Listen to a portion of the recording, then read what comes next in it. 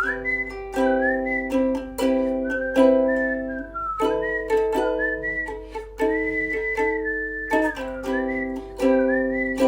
morning, angels. Hopefully the audio on this video is okay. Probably gonna have to speak a bit louder than I usually do, which is never a problem for me. It's the beginning of June as I record this, hence the lovely weather in England, and I'm doing a book review. I have all my books from, I'd say, April and May here that I've finished reading. So we're gonna go through them in order and I'll give you my review. So, first of all, we have The Humans by Matt Haig. If you don't know, I am a Matt Haig stan. I say this in all of my videos. I absolutely love Matt Haig. I think The Humans, I read a lot of Matt Haig books in the past 2 months, but I think The Humans was my favorite out of all of them. I think it even kind of beat Midnight Library for me, which I said in my last one I didn't think it would, but it did. So I feel like my favorite books by him in order so far would be Reasons to Stay Alive, The Humans, and Midnight Library. The Humans is basically about a man who gets like low-key possessed by an alien, in a sense, something that's from out of this world, and he takes over his body in order to extract some information from the humans that they shouldn't have. However, he kind of falls in love with being a human, and it goes from there. I love this book. I think the ending was great. It's not a flat note in this book at all, so I would definitely give this a 5 out of 5, to be honest. I absolutely loved it, and I really don't give 5s easily at all. The next book I read was The Last Family in England by Matt Haig. This one, unfortunately, is my least favorite Matt Haig book, and there is another Matt Haig book I read in the past 2 months. Just because a lot of his books have happy endings, not even overly happy or ridiculously happy, but realistic, kind of neutral endings that are very well done and clever. This one just had a very depressing ending. I did like it still, but it wasn't my favorite, so I would have given this a 3.5.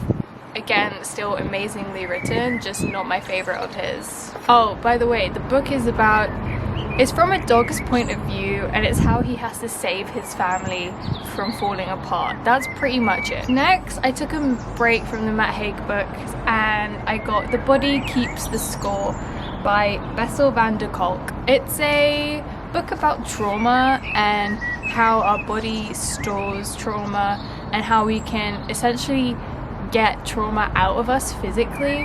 There's a lot of science in it, there's a lot of words I don't understand in it. There's a lot of experiments and things in it, as in experiments they've done, and personal stories that are very dark and depressing. So if you are too fragile to read those sorts of things, I don't recommend this. But if you're at a place where you're not too triggered by things like that, I really, really recommend this book. I love this book. I love the Matisse on the front. How gorgeous is this cover? It taught me a lot, but at the same time there were things that I knew that he kind of just reinforced. What I love about this book is how honest he is about how helpful art and dance and yoga and creative things are to restore your mental health and your brain and heal trauma. And I was just so overwhelmingly like content with the fact that a professional had come out and said such a thing, because you know, usually the GP just tells you to drink a tea and go for a walk, you know. I would probably give that a 4 out of 5. It was good, it just like, again, it was things I kind of knew, just reinforced. So then we have the final Matt Haig book of the past 2 months that I read, which is The Radleys. This is probably, so how many is there? 3, 4, 5. So this is probably my 4th on the list. So it would go Reasons to Stay Alive, The Humans, Midnight Library, The Radleys, and then The Last Family in England. That's my order of Matt Haig books that I've read so far. I like The Radleys. It's a vampire story, and it's the thing about Matt Haig is his early work. I believe this is earlier than The Humans, but I don't quote me on that. A lot of the themes cross over, so some of the stories sound very similar.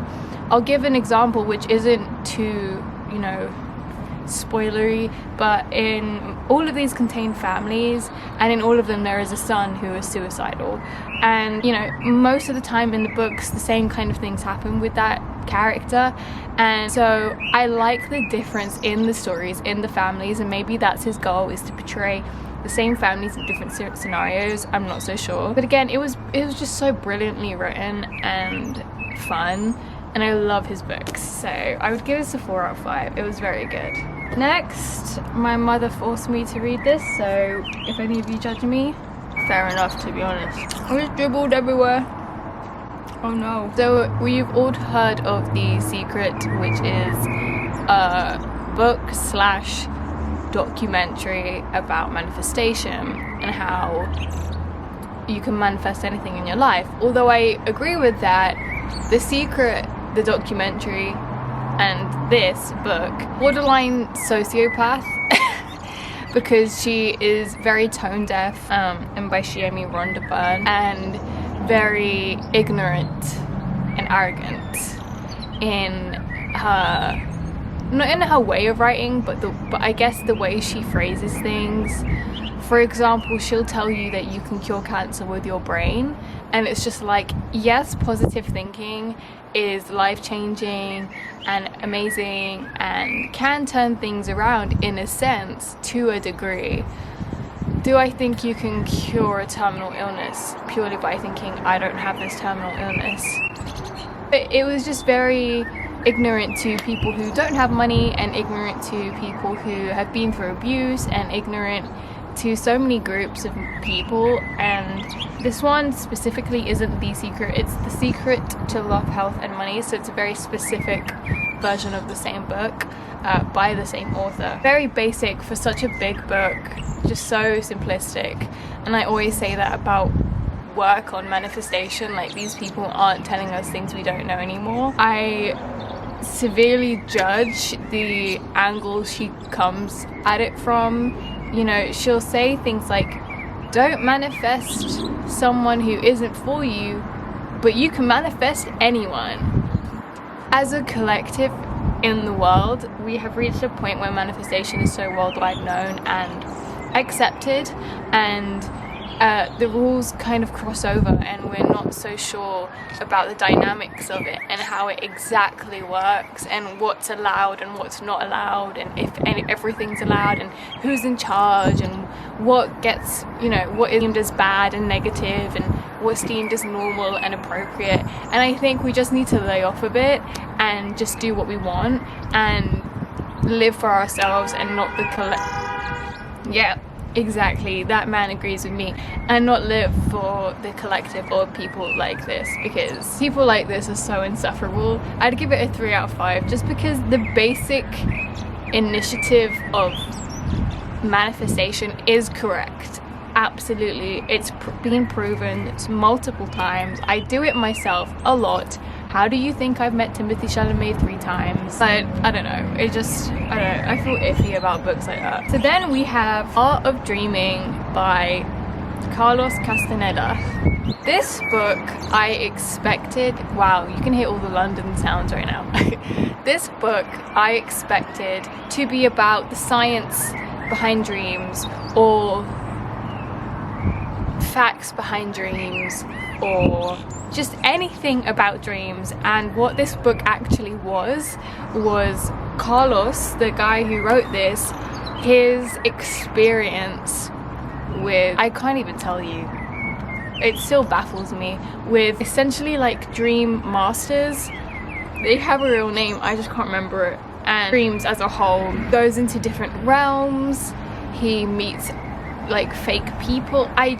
Someone gave this to my mother and was like, this changed my life. Dude, it's like a myth. It's like, it reads like a myth. I don't doubt that this man astral projected on any level, and I don't doubt that there are other realms in this universe, in this planet. I mean, what are the odds that we exist, and the odds that something else could possibly exist? Of course I believe in that, but the way it read, and the entire book being about it, it was just like a folk's tale. It was just like, what am I reading?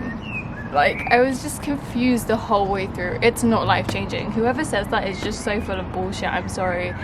I do judge. I judge. So I would have given that, again, a 3 out of 5. It was interesting, it just wasn't great, you know? Oh, next we have my lovely, I've wanted this book forever, Cabin Porn. Yes, it is called Cabin Porn. And there's a second book called Cabin Porn Inside, aka Interiors of Cabin. I'm a cabin whore, hence the cabin porn. I love this book. It's not just pictures, there are stories about how these cabins came to be and how to make them.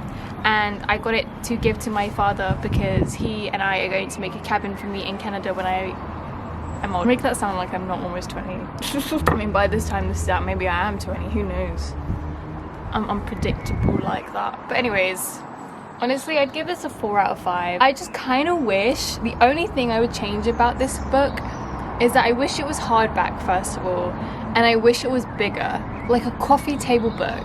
You know that Wes Anderson coffee table book that I have that I like used to speak about in the beginning of my like book reviews? Like that would have been perfect. The images would have just been so much more like beautiful. You would have been able to take it in a lot more.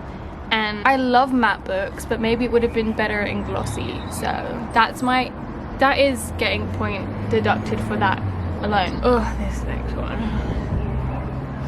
Next we have John Donne, edited by John Hayward, The Penguin Poets. John Donne poetry basically by John Donne. Yeah, what the fuck is this? I was having this conversation with my friend the other day. Classic books are so shit, and I haven't read them all to be able to say collectively as a whole that they're shit, but I've read enough to be like, what the fuck is the hype? Like Little Women, the story, that like as a story, I get it. I love the 2019 version of it, not just because Timothy's in it, but you know, I think a lot of them are better as films than books. Truly, I really do.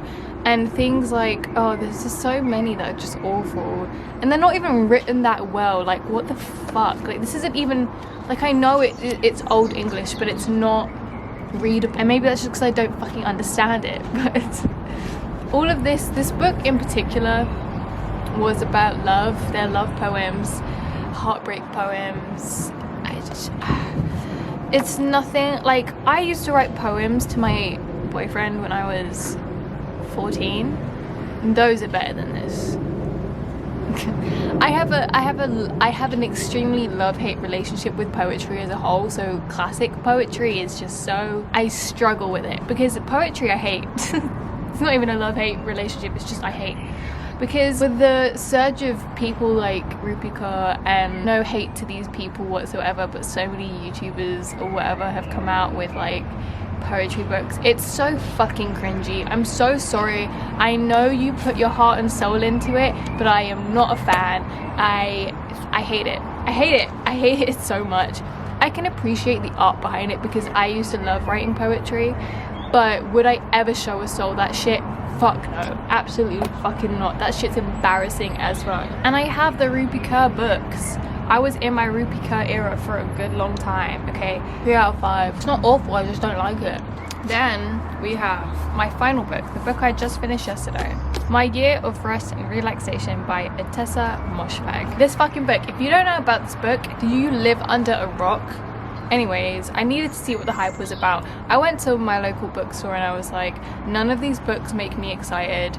I want to read the rest of the Crave series. I'm so upset, and my American friend is sending it, both of the end books, to me as an early birthday present, but it's not here yet, and I'm sad, and I just want to feel that excited about a book again, like I was with The Love Hypothesis. And listen, The Love Hypothesis isn't even a literary like masterpiece the way Call Me By Your Name is. Again, judge me all you fucking want, that's a literary masterpiece, but it was fun and I enjoyed it and I love the story. And Before You Come For Me, I didn't love other ones like fucking People We Meet on Vacation. That was so dull. I'm not bland, I promise. This book, I heard mixed reviews from a lot of people online and my friends who had read it. One of my friends said she related to the girl, and one of my friends said the main character was insufferable. I'm a good in between. Who doesn't want to take a year off and just do fuck all? Who doesn't? Especially if you've been in like such a dark place with depression. Who doesn't want to take a year off and just fuck around and do nothing? Duh. She's relatable in that way, and she's also relatable in the sense of she just says what she thinks and she lies a lot. It's literally about a girl who takes a year off doing fuck all from her job, from her life, from everything, because her parents have died, and her ex, who is her only boyfriend she's ever had, is a douchebag. You're telling me that's not relatable? We've all dealt with grief, we've all dealt with douchebag men. Yes, this is a relatable book. However, she is insufferable at some points. For example, does Etessa Moshfegh forget that her name's on the front of this book when she goes into depth about what she thinks, I can't even say it, what she thinks, oh my god, Whoopi Goldberg's vagina looks like? Does she forget that her name is right here? Insanity. And I feel like she either did it for like attention to, I feel like she did it to be like, look at me, I'm breaking boundaries, like no other writer has done this. Shut the fuck up. Oh my god, just no, you went a step too far. If she had taken those bits out, I think I would have liked this book a lot more. I get the book, I understood like 80% and related 80% to this character. Aside from that, was it exciting? No. Is it worth the hype that it's gotten? Probably not as much. Is it an okay book? Yes. Was it okay written? Yes. Did I enjoy reading it? Compared to like some books, yes. So I feel like I'd give it a 3.8, maybe a 4, maybe a 4, maybe, I'm thinking about it, out of 5. Don't get me wrong, I love the cover, I love the whole aesthetic of it. It's very, I started the it girl, that girl trend, you know, and it's, some bits of it are just concerning. That's like the best and only way that I could put this. So those are the books I read in April and May. I hope you guys enjoyed this video, because I don't know if I did. We'll see how many books I read in the next few months. That's a good amount so far. I've read 33 books, I think, this year so far, which is good, which is great, considering last year I read 12, one a month. So I will see you guys in my next video. I love you very much. Thank you for sticking around if you did. If you haven't already, you can feel free to like and subscribe. If you don't, I don't care. I love you very much. Goodbye.